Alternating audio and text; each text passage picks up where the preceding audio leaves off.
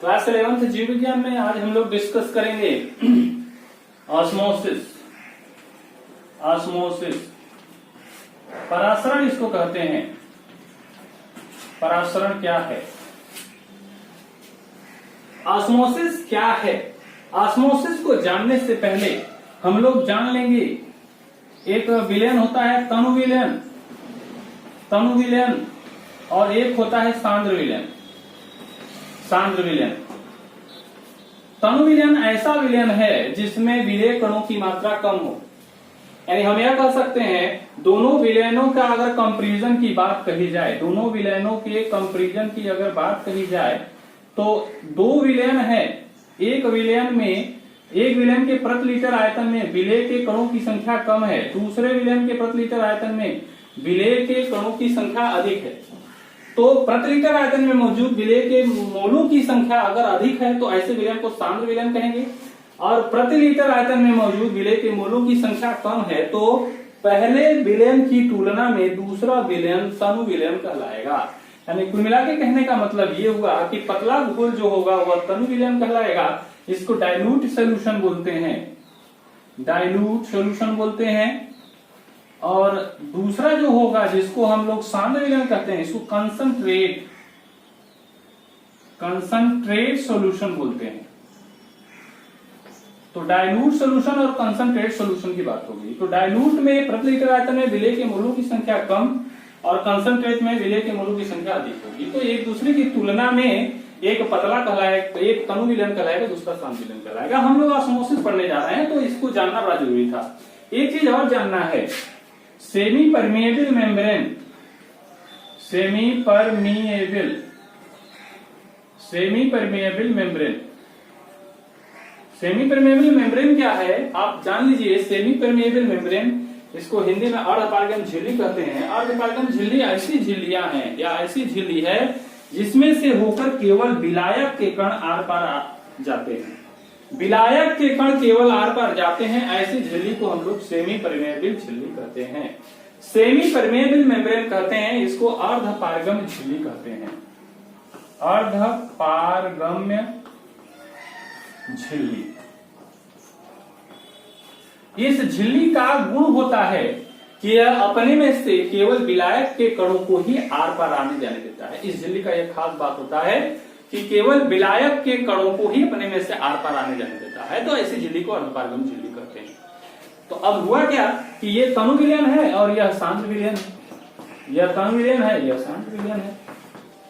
तो विलायक के कणों का, विलायक के कणों का तनु विलयन से सांद्र विलयन की ओर जाना किसके माध्यम से? अर्धपारगम झिल्ली के माध्यम से विलायक के कणों का तनु विलयन से सांद्र विलयन की ओर जाने की जो प्रक्रिया है उसको हम लोग ऑस्मोसिस या परासरण कहते हैं। एक बार फिर से ध्यान से समझिएगा, अर्धपारगम झिल्ली से होकर विलायक के कणों का तनु विलयन से सांद्र विलयन की ओर जाने की जो प्रक्रिया है, यहां देख रहे हैं ये तीर का निशान हमने लगाया है। तनु विलयन से सांद्र विलयन की ओर विलायक के कणों का जाने की जो प्रक्रिया है अर्धपारगम झिल्ली से होकर, वो ऑस्मोसिस कहलाता है, परासरण कहलाता है। तो एकदम यह क्लियर हो जाना चाहिए, जब इधर पतला घोल है तो विलायक के कण की संख्या इधर अधिक है, इधर सांद्र गाढ़ा घोल है तो विलायक की संख्या अधिक है, विलायक की संख्या इधर कम है, इधर अधिक है। तो विलायक जिधर कम है उधर जाएगा, जिधर अधिक है उधर से जाएगा। यानी इधर विलायक की संख्या अधिक है तो यह कम विलायक की ओर जाएगा। अर्धपारगम झिल्ली केवल विलायक के अणुओं को जाने के लिए ही इजाजत देती है। कहने का मतलब ये हुआ कि एक समय ऐसा आएगा कि दोनों की सांद्रताएं बराबर हो जाएगी, दोनों की सांद्रता समान हो जाएगी। तो एक बार फिर से हम बताना चाहेंगे परासरण की परिभाषा, अर्धपारगम झिल्ली से होकर विलायक के कणों का तनु विलयन से सांद्र विलयन की ओर जाने की प्रक्रिया क्या कहलाती है? ऑस्मोसिस या परासरण कहलाती है। अब इसी संदर्भ में हम लोग अगर बात करें तो परासरण दाब की बात हो जाती है। ऑस्मोसिस हो गया और ऑस्मोटिक प्रेशर की बात करें, osmotic pressure, osmotic pressure, osmotic pressure की बात करें तो इसको कहते हैं परासरण दाब, परासरण दाब। यहाँ पर ये परासरण की क्रिया चल रही है, यहाँ पर हम एक पिस्टन से दाब लगा देते हैं, इसको हम लोग पिस्टन कहेंगे। पिस्टन से एक दाब लगाएं। कब लगाएं? जब परासरण की क्रिया चल रही है, यानी हम अर्धपारगम झिल्ली से विलायक के कण तनु से सांद्र की ओर जा रहे हैं। अब पिस्टन की सहायता से इस प्रकार का हम दबाव लगाते हैं, दाब देते हैं पिस्टन से, और इतना दबाव दें, वह बाह्य दाब, इतना प्रेशर दें कि जो विलायक के कण तनु विलयन से सांद्र विलयन की ओर जा रहे थे वो जाना रुक जाए। यानी विलायक के कण तनु से सांद्र की ओर जाने का जो प्रोसेस चल रहा था वो रुक जाए। ऐसे दाब को, इस बाह्य दाब को हम लोग परासरण दाब कहेंगे। यानी ऑस्मोटिक प्रेशर एक ऐसा बाह्य दाब है जो पिस्टन से लगाया गया है कि परासरण की क्रिया रुक जाए। और परासरण की क्रिया का रुकने का मतलब क्या होगा कि तनु विलयन से ये विलायक जा रहे थे वो सांद्र विलयन की ओर, वो जाने की प्रक्रिया उनकी रुक जाएगी। यानी कहने का मतलब ये हुआ कि वह बाहरी दाब जो पिस्टन से हम लगाए हैं, वह बाह्य दाब जो परासरण की क्रिया को रोक देता है, यानी तनु विलयन से सांद्र विलयन की ओर जो विलायक जा रहे थे वो जाना बंद हो जाए अर्धपारगम झिल्ली से होकर। इस प्रक्रिया को हम लोग परासरण दाब कहते हैं। परासरण दाब वो बाह्य दाब है जो परासरण की क्रिया को रोक जाता है। अब इसी संबंध में हम परासरण के बाद तुरंत पढ़ लेते हैं विसरण।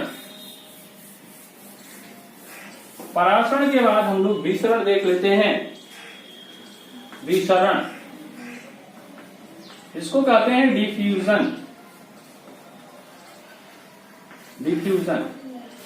डिफ्यूजन एक ऐसी प्रक्रिया है जो सामान्यतः गैस के अणुओं के बीच पाया जाता है। विसरण एक ऐसी प्रक्रिया है जिसमें विलेय और विलायक एक दूसरे की तरफ गति करते हैं। विलेय और विलायक एक दूसरे की ओर स्वतंत्र गति करते हैं। इसमें अर्धपारगम झिल्ली की जरूरत नहीं होती है। यानी डिफ्यूजन में, विसरण में अर्धपारगम्य झिल्ली की आवश्यकता नहीं होती है। अर्धपारगम झिल्ली की आवश्यकता नहीं होती है। तो कुल मिला के कहने का मतलब ये हुआ कि विसरण एक ऐसी प्रक्रिया है जो ऑस्मोसिस की तरह यानी परासरण की तरह ही होती है, लेकिन उसमें अर्धपारगम झिल्ली की आवश्यकता नहीं होती है। यानी विसरण में अर्धपारगम झिल्ली की आवश्यकता नहीं होती है और विसरण की प्रक्रिया में विलेय विलायक एक दूसरे की तरफ गति कर सकते हैं। यह सामान्यतः गैस के अवस्थाओं के बीच गैसी पदार्थों में पाया जाता है। तो परासरण और विसरण में अंतर क्या हुआ कि विसरण में आपके विलेय विलायक एक दूसरे तरफ गति करते हैं। ये ढंग से आप विसरण में अंतर भी देख लेंगे, परासरण में और विसरण में अंतर। इसमें केवल विलायक गति करता है। विलायक गति करता है किधर से किधर? तनु से सांद्र की ओर। और दूसरा, इसमें अर्धपारगम झिल्ली कंपलसरी है। अर्धपारगम झिल्ली बहुत जरूरी है।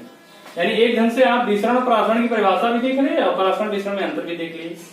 विसरण में विलेय विलायक एक दूसरे की ओर गति करेंगे, वो स्वतंत्र गति करते हैं, और विसरण में अर्धपारगम झिल्ली की आवश्यकता नहीं होती है। जबकि परासरण में केवल विलायक गति करेगा तनु से सांद्र की ओर, और अर्धपारगम झिल्ली की आवश्यकता परासरण में कंपलसरी है। परासरण में कंपलसरी है आपका सेमी परमेबल मेम्ब्रेन। अर्धपारगम झिल्ली में से ही मूवमेंट होता है वाटर मॉलिक्यूल का, जिसको हम लोग शेड्यूल करते हैं। तो इस तरह परासरण और विसरण के विषय में हम लोग देखें, अंतर भी देखें। अब आप देख लेते हैं परासरण के प्रकार।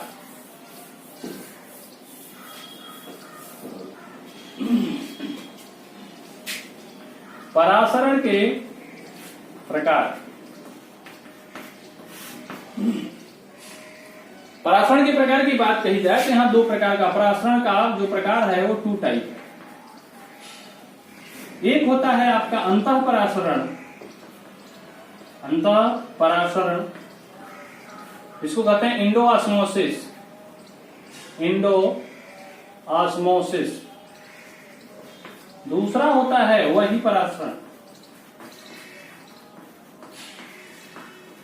एक्सो ऑस्मोसिस।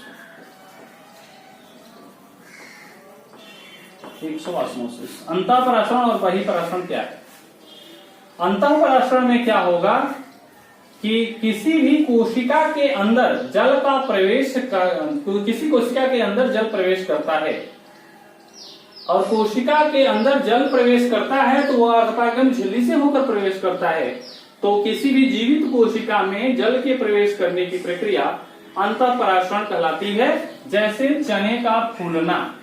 चने का फूलना, चना जो होता है वो फूल जाता है जल में डालने पर, तो जल जो है बाहर से अंदर की ओर प्रवेश कर रहा है, इसलिए इस प्रक्रिया को हम लोग कहेंगे अंतःपरासरण। वही बहिःपरासरण की बात कहें, किशमिश का नहीं, अंगूर का पिचकना। इसमें एक और उदाहरण, चने का फूलना, किशमिश का फूलना। किशमिश का फूलना, किशमिश को भी पानी में डालेंगे तो वो फूल जाएगा, तो कोशिका द्रव्य में जल प्रवेश किया है।